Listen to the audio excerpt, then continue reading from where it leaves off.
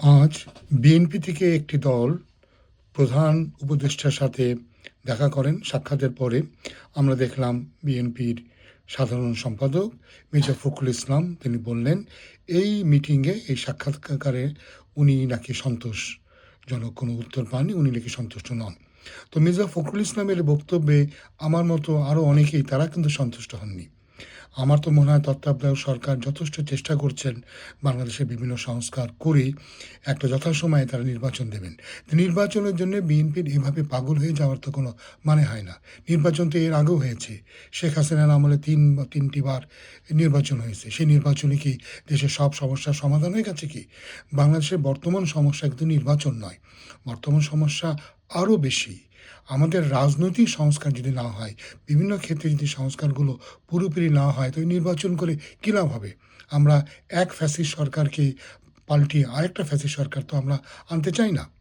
আমরা জানি, আমরা বিভিন্ন পত্রিকান্তরে আমরা খবর পেয়েছি, আমরা দেখছি যে বিএনপি দলীয় অনেক কর্মী নেতারা নানা রকম চাঁদাবাজি, টেন্ডারবাজি, ঘুষ বাণিজ্যের সাথে জড়িত হয়ে গেছেন।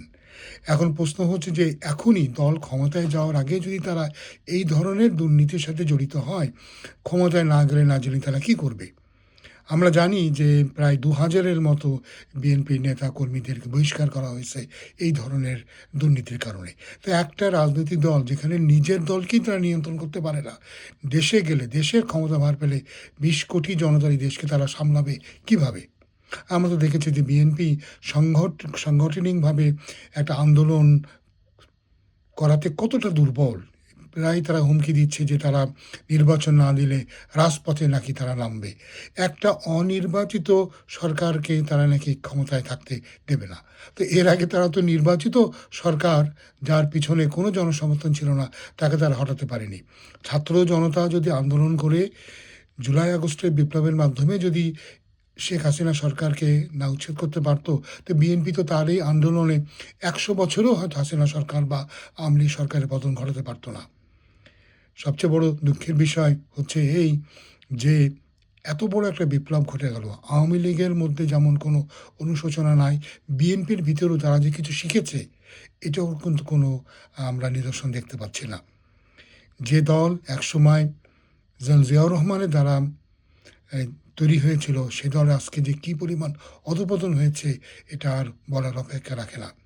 কোথায় নিজের দলকে তৈরি করবে, কোথায় নিজের দলকে আরও গণতান্ত্রিক মুখী করবে, সেদিকে না গিয়ে নির্বাচন এমন তার মানে মনে হচ্ছে নির্বাচন করলেই বোধহয় বাংলাদেশের সব ৫৩ বছরের সব সমস্যা সমাধান হয়ে যাবে। নির্বাচনে জিতে তারা কী করবে? এই যে বাংলাদেশে যে নানা ধরনের দুর্নীতি হচ্ছে, অপরাধ হচ্ছে, এই যে বাংলাদেশে মানুষের বেকারত্ব, তারা একটা জায়গায় বিএনপি বলেছে তারা নাকি ১৮ মাসের মধ্যে ২ কোটি তারা নাকি চাকরির ব্যবস্থা করবে। তো বিএনপি তো এর আগেও ক্ষমতায় ছিল। ক্ষমতায় থাকার সময় তারা কত লক্ষ মানুষের তারা জবের ব্যবস্থা করেছিল। এই ধরনের বড়, বড় কথা না বলে আমার মনে হয় অন্তর্বর্তীকালীন সরকারের সাথে তারা সহযোগিতা করুক। নির্বাচন ১, ২, ৩ বছর পরে হোক। নির্বাচনের সময় নিয়ে এত বেশি না মাথা ঘামায়ে নিজের দলকে সংগঠিত করুন এবং জনগণের পাশে এসে দাঁড়ান। জনগণের পাশে এসে দাঁড়ান, বর্তমান সরকারকে সহায়তা করুন। আমাদের চারিপাশে বিপদ। আমাদের বৃহৎ এক প্রতিবেশী একটা বড় হুমকি আমাদেরকে সামনে রেখেছে। সেই হুমকিকে আমরা কীভাবে মোকাবেলা করব, কীভাবে জনগণকে নিয়ে একত্রিতভাবে আমরা বিভিন্ন ধরনের চ্যালেঞ্জকে মোকাবেলা করতে পারবো, সেদিকে তাদের নজর দেওয়া উচিত। এই যে যারা, এই যে বললাম যে দুর্নীতি করার কারণে নাকি ২,০০০-এর মতো লোককে দল থেকে বহিষ্কার করা হয়েছে। আমি অবাক হব না যদি এদেরকে আবার কিছুদিন পরে নির্বাচনের আগে আবার যদি তাদেরকে দলে শামিল করা হয়।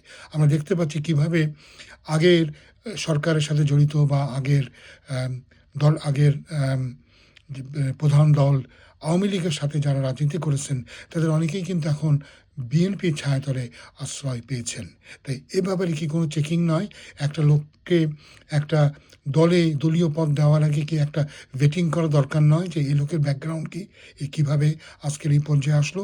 কোনো রকমের কোনো নিয়ম শৃঙ্খলা এটা নাই। আমি বলব যে বিএনপির ভূমিকাতে আমরা খুব হতাশ। জিয়াউর রহমানের প্রতিষ্ঠিত দলটির আজকের এই অধঃপতন আমার মতো অনেককেই কিন্তু কষ্ট দেবে।